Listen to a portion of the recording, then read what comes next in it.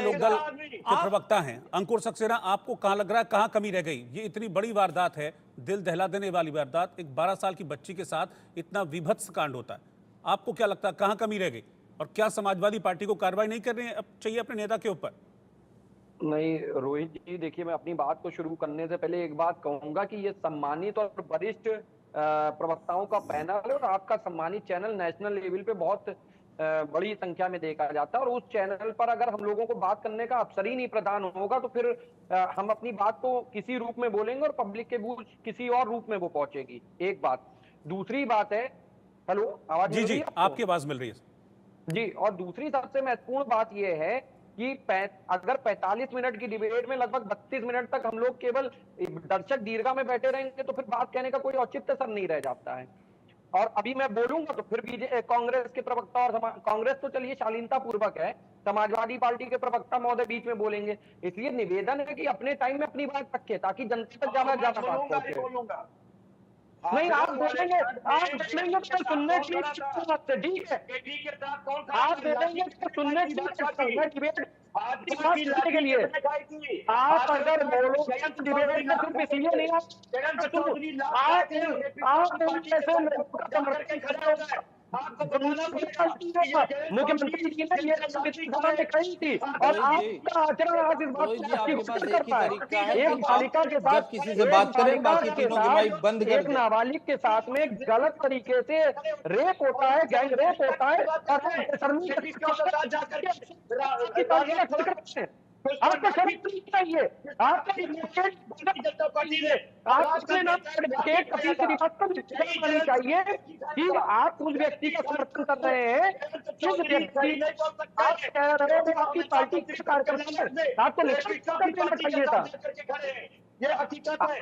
कपिल जी आपको इस बात पे खेद व्यक्त करना चाहिए, देश से माफी मांगनी चाहिए कि आप ऐसे व्यक्ति के लिए सीना। सर मेरे पास भी कुछ लिमिटेशंस हैं एक्चुअली, आपके टाइम में मैंने डाउन कर दिया था इनका माइक, कुछ लिमिटेशंस मेरे पास भी हैं। अब क्या करूं, ये इस तरीके से क्यों टाइम खराब करें? मेरा नहीं, पब्लिक का टाइम क्यों खराब हो रहा है?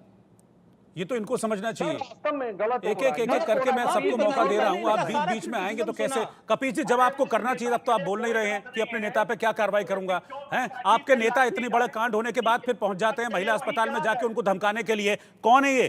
कौन है ये? जय राणा कौन है? राशिद कौन है? मोहम्मद राशिद जो पहुंच गए धमकाने के लिए, तब तो जुबान खुलती नहीं है। ये जनता पार्टी के लोग हैं जिनका आप नाम ले रहे हैं, ये भारतीय जनता पार्टी के लोग हैं। स्वामी चिन्मयानंद, अरे अखिलेश यादव ने कब ज्वाइन कर ली भारतीय जनता पार्टी? अखिलेश यादव ने कब ज्वाइन कर ली? मैं संदीप चौधरी के पास चल रहा हूँ, छोड़ दीजिए, मैं संदीप चौधरी के पास चल रहा हूँ। भारतीय जनता पार्टी, मैं संदीप चौधरी के पास चल रहा हूँ। संदीप जी, चीजें सामने दिख रही हैं लेकिन फिर भी एक्शन नहीं हो रहा है, ऊपर से उल्टा पहुंचकर धमकाया जा रहा है पीड़िता को। देखिए रोहित जी, जिस तरीके से हम अपने साथियों को सुन रहे हैं, सभी पार्टी के प्रवक्ता हैं और अपनी अपनी जिम्मेदारी को बखूबी जानते हैं। इन्होंने अपनी बातें रखी। अब मैं आपको बताना चाहता हूँ, इस तरीके के जो रेपिस्ट हैं, चाहे वो चिन्मयानंद हो, चाहे वो ब्रजभूषण शरण सिंह हो, ये मैं बीजेपी की बात नहीं कर रहा। अगर आप हरियाणा में जाएंगे तो गोपाल कांडा जैसे लोगों की कमी नहीं है। अगर आप राजस्थान में जाएंगे तो भवरी देवी वाला कांड आपको याद होगा, कांग्रेस के बड़े नेता रहे।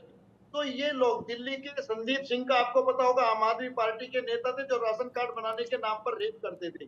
तो ऐसे मामले में कम से कम नेताओं को, अपने नेता को ऐसे रेपिस्ट को बचाने के लिए उनके साथ खड़ा नहीं होना चाहिए, जनता के साथ खड़ा होना चाहिए, उन बेटियों के साथ खड़ा होना चाहिए। कम से कम एक मुद्दे पर तो एक आवाज होनी चाहिए, एक जगह कम से कम ऐसे सेंसिटिव मुद्दों पर तो पार्टी को एक प्लेटफॉर्म पर सभी नेताओं को आना चाहिए और कहना चाहिए कि इसके खिलाफ सख्त कार्रवाई करो।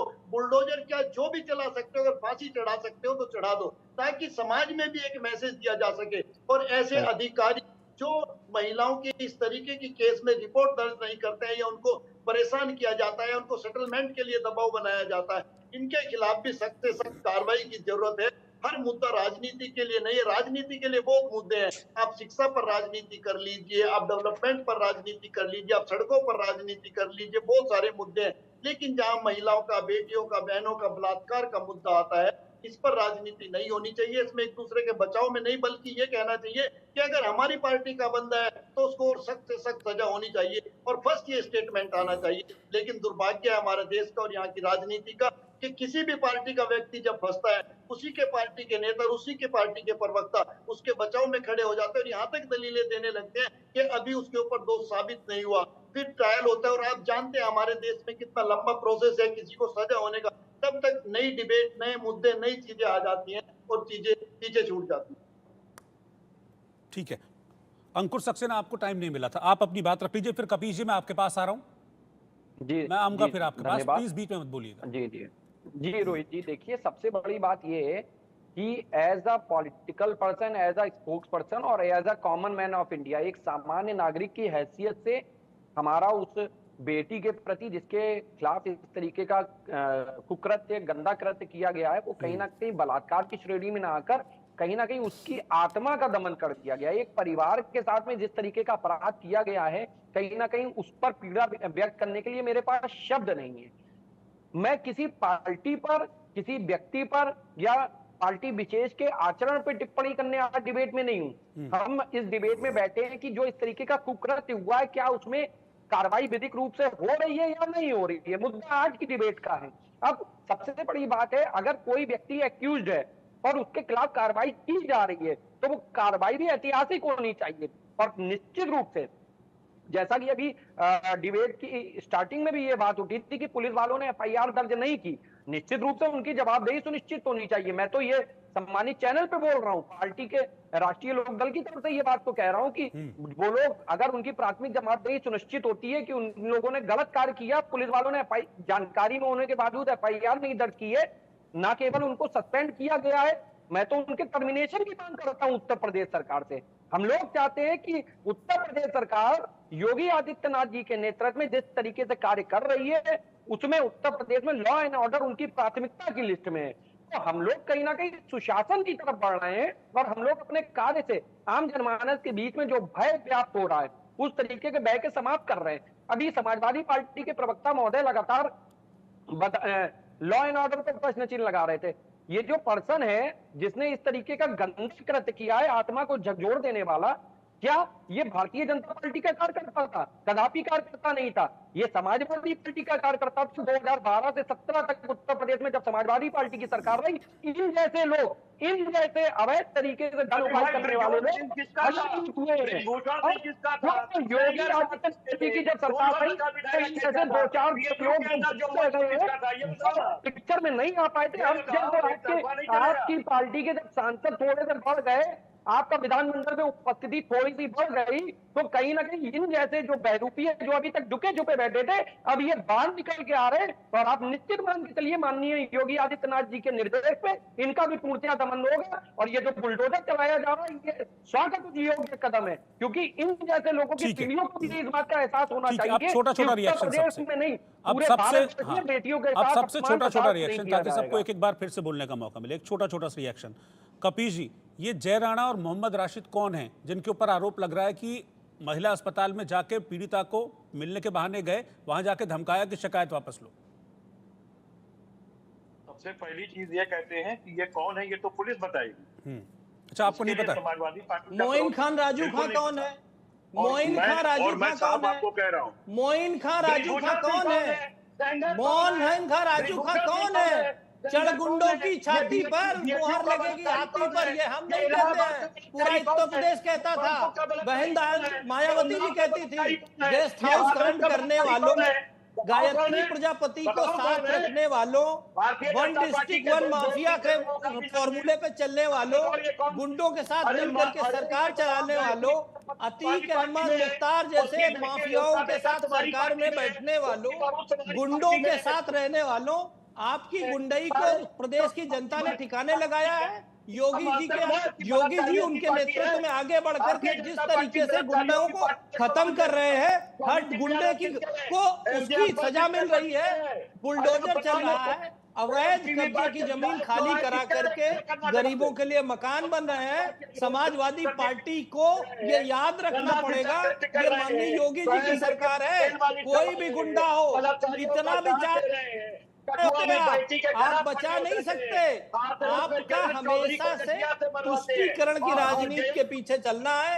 एक दलित लड़की जिसकी उम्र 12 साल, जाति से वो निशान, उसको एक मुस्लिम अगर रेप करता है तो आप पे बोलने की हिम्मत नहीं होती है, आप पे बोलने की हिम्मत नहीं होती है। आप मोइन खां को नहीं कुछ बोल रहे हो, आप राजीव खां को कुछ नहीं बोल रहे हो, आप जो है पुराने गले मुर्दे उखाड़ने की कोशिश कर रहे हो। आपने अभी तक अपनी पार्टी से उनको ऑफिशियली सस्पेंड नहीं किया। इससे आपका ये सही कैरेक्टर पता चलता है कि समाजवादी पार्टी किस तरह से गुंडों के दलदल में घिरी हुई है। जो आदमी इस समय नेशनल चैनल पर बैठ करके ये हिम्मत नहीं कर रहा है कि मोइन खां और राजीव खां के बारे में कुछ बोल सके, ऐसी पार्टी का प्रवक्ता, ऐसी पार्टी प्रदेश की जनता देख रही है जिस तरह से गुंडों के साथ समाजवादी पार्टी खड़ी है, जिस तरह से गायत्री प्रजापति को बचाने की कोशिश की, वैसे दोबारा वो मोइन खां और राजीव खां को बचाने की कोशिश कर रही है। चिंता न करो, ये समाजवादी पार्टी की सरकार नहीं है, उनके ऊपर बुलडोजर चला है। अगर कुछ बदमाशी करेंगे तो उनकी टांग पर गोली भी पड़ेगी। अगर वो बदमाशी करेंगे, भागने की कोशिश करेंगे, कोई बचाने की कोशिश करेगा तो उसको कानून के मुताबिक पूरी तरह से सजा मिलेगी। और जिस तरह से कांग्रेस की प्रवक्ता बोल रही थी, जात की बात कर रही थी, तो राहुल गांधी जी की जाति क्या है ये जानने के पहले जरूर बता के जाए। राहुल गांधी की जात के ऊपर प्रेस कॉन्फ्रेंस की थी तो मुझे उनकी जात भी जाननी है। क्या उनकी जाति के लोगों के साथ रेप होगा तब वो बोलेंगे? क्या जानना चाहते हैं? एक 12 साल की लड़की, दलित नाबालिग, जिसके साथ जो निषाद समूह से आती है, निषाद जाति से आती है, उसको जब एक माइनॉरिटी, मुस्लिम माइनॉरिटी जब आकर के रेप करता है तो समाजवादी पार्टी उसके बचाव में खड़ी होती है। यही पूरे समय इस डिबेट से पता चल रहा है, क्योंकि समाजवादी पार्टी ये नहीं चाहता है। अब वो एक्सपोज हो रहे हैं तो उनको बहुत कष्ट हो रहा है। आज तक उन्होंने, अभी तक उन्होंने कोई भी कार्यालय से, समाजवादी पार्टी के ऑफिस से एक ट्वीट उसके खिलाफ नहीं आया है, किसी ने एक बार भी नहीं बोला है। हाथरस पहुंच जाएंगे, मणिपुर पहुंच जाएंगे, पर यहाँ पर नहीं जाएंगे, वेस्ट बंगाल नहीं जाएंगे। और संगठित अपराध में कांग्रेस अजमेर कांड भूला नहीं है। अजमेर अभी देश और राजस्थान अभी अजमेर कांड नहीं भूला है। कांग्रेस की सरकार में जिस तरह से पहली बार फोटो बना करके लड़की को ब्लैकमेल करके रेप किया जा रहा था, वही काम यहाँ पर मोइन खान, राजीव खान ने किया है और उनके ऊपर पूरी तरह से बुलडोजर चल रहा है। कानूनी कार्रवाई होकर रहेगी, स्पीडी ट्रायल होगा और देखिएगा यही चैनल पे आकर के आप दोनों का कंसोलिडेट टाइम हो गया। अब आप दोनों का कंसोलिडेट टाइम हो गया, आप एक टाइम में दोनों बोल लिए। मैं प्रियंका जी के पास चल रहा हूँ, ठीक है? आप दोनों का कंसोलिडेट टाइम हो गया, ठीक है? मैं प्रियंका जी के पास अब चल रहा हूँ, मैं प्रियंका जी के पास जा रहा हूँ। प्रियंका जी, इस तरह के मामलों में ऐसा एक्शन हो जिससे नजीर पेश हो। मेरा सवाल ले लीजिए, एक छोटी बच्ची का आप दोनों का कंसोलिडेट टाइम हो गया सर, दोनों का कंसोलिडेट टाइम हो गया। अब प्रियंका जी के पास, प्रियंका जी बात पे ये बता दीजिए कि राहुल गांधी की जाति क्या है, मुझे सिर्फ ये बता दीजिए। जाति की बात आप कर रहे थे ना, आप कन्विक्शन रेट की बात कर रहे थे, आप नहीं, आप कर रहे थे ना। जब पूरे देश की जाति घूम घूम कर पूछेंगे, कैमरामैन की जाति पूछेंगे, मीडिया वालों की जाति पूछेंगे, तो उनकी जाति अगर संसद में पूछी जाती है तो कष्ट क्यों होता है? कष्ट क्यों होता है? मुझे बताइए ना। राहुल गांधी की क्या जाति है? राहुल गांधी की क्या जाति है? आप मुझे बताइए राहुल गांधी की क्या जाति है? राहुल गांधी की जाति बता तो दीजिए। दत्तात्रेय ब्राह्मण है, दत्तात्रेय ब्राह्मण है, कोट के ऊपर जनेऊ पहनते हैं। जात की बात आप करेंगी? जातियों में तोड़ो, मुसलमानों को जोड़ो और राज करो, ये टाइम चला गया। अब टाइम है सबका साथ, सबका विकास, सबका प्रयास और सबका विश्वास। इस फॉर्मूले पे चलते हुए पूरा देश एक साथ खड़ा हुआ है, अपराध के विरुद्ध खड़ा हुआ है, मोदी जी के साथ खड़ा हुआ है। देश में पहली बार तीसरी बार माननीय मोदी जी प्रधानमंत्री बनकर आए हैं, और जिस तरह से राहुल गांधी जाति जाति चिल्ला रहे हैं, तो सबसे पहले अपनी जाति बताएं, अपनी जाति पहले बताएं, उसके बाद दूसरे की जाति पूछे। यहाँ पर पर्ची लगा के चले कि मैं इस जाति का हूँ, मेरी जाति पता है सबको। राहुल गांधी की जात पे प्रेस कॉन्फ्रेंस होती है, राहुल गांधी की जात पे प्रेस कॉन्फ्रेंस होती है। मोइन खान और राजू खान के बारे में भी कुछ बोल दीजिए। हाथरस आई थी प्रियंका जी, प्रियंका जी हाथरस आई थी, वो कब आ रही है अयोध्या? प्रियंका जी हाथरस गई थी, राहुल जी हाथरस गए थे, वो कब आ रहे हैं अयोध्या इस निषाद बालिका से मिलने के लिए, उसको अस्पताल में देखने के लिए कब आ रहे हैं? जाने के पहले मेरी विनती है कांग्रेस के प्रवक्ता से कि कृपया बता कर जाएं कि राहुल गांधी और प्रियंका गांधी अयोध्या इस निषाद बालिका से मिलने कब जा रहे हैं, जिसका कि मोइन खान और राजू खान नाम के एक समाजवादी पार्टी के मेंबर ने, समाजवादी पार्टी के पदाधिकारी ने रेगुलर रेप किया है, गैंग रेप किया है, और उससे मिलने कब आ रहे हैं ये जरूर बता करके जाएं। तो मैं अपनी बहन प्रियंका जी से बोलूंगा, प्रवक्ता जो कांग्रेस की हैं, कि वो जाने के पहले जरूर बता दें कि राहुल गांधी कब आ रहे हैं, प्रियंका जी कब आ रहे हैं, उनका डेलीगेशन कब आ रहा है, उनका डेलीगेशन कब इस दलित नाबालिग निषाद लड़की से मिलने आ रहा है, कब उसका फीडबैक लेंगे, कब आकर के कांग्रेस इसके साथ खड़ी होगी, कब कांग्रेस इस जाति वाली राजनीति से ऊपर उठेगी, कब आकर के वो आज विक्टिम के साथ खड़े होगी? कोई नहीं खड़ा होगा ना, बिल्कुल, क्योंकि राजनीति करनी है आपको। आप दुनिया की जाति पूछेंगे, अपनी जात छुपाएंगे, दुनिया की बात जात बताएंगे, अपनी बात छुपाएंगे, कैमरामैन की जाति पूछेंगे, कैमरामैन की जाति पूछेंगे। संदीप जी आप मुस्कुरा रहे हैं, मेरी मजबूरी में क्या करूं? जिस तरीके से ये लोग बिहेव कर रहे थे, उनका यही ट्रीटमेंट है। मैं इस तरह की डिबेट नहीं करता हूं, लेकिन मुझे मजबूर किया गया। मैं बिल्कुल इस तरह की डिबेट नहीं करता हूं, लेकिन अगर नहीं। आप सभी का शुक्रिया उस डिबेट के लिए जिसका कोई निष्कर्ष नहीं निकला इतने संवेदनशील मुद्दे पर। बहुत बहुत शुक्रिया आपका इस डिबेट के लिए, इस आचरण के लिए। Thank you. और इस वक्त एक ब्रेकिंग न्यूज मध्य प्रदेश से आ रही है, जहां